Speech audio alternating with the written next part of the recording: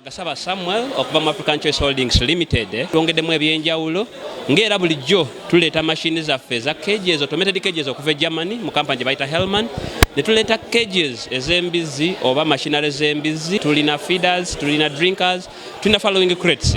I work with Mobiki Trucks and Bus, and we are going to be at the Harvest Money Expo this year.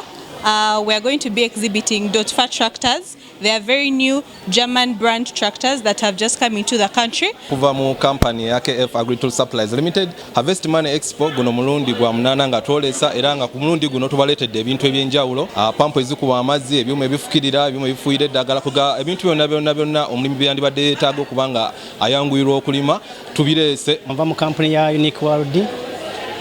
Ku luno tuleese ebyuma eby'omulembe okuva e Germany. Luno tetuzze kutunda, tuzze kuddiza ku bakasitoma baffe. Tugenda kubaawo ne promotion nga bw'ogula blender yaffe okuva e Germany tukwerako DSTV yawe. So nkunga bana Uganda mwenna mujje mu Harvest Money nga 27 okuva mu kibinge farmers nga tuliringa mu mmwanyi ebitooke n'eddagala eryorganic.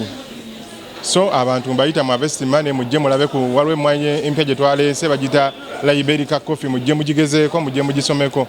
Tulina katingi, tulina ebitooke byaffe byonna ebirungi, eddagala eriri organic lyennyini tulina okukozesa ku mmwanyi zaffe. Era mu Uganda Limited tukola eddagala ly'ebisolo n'ery'ebinyonyi byonna.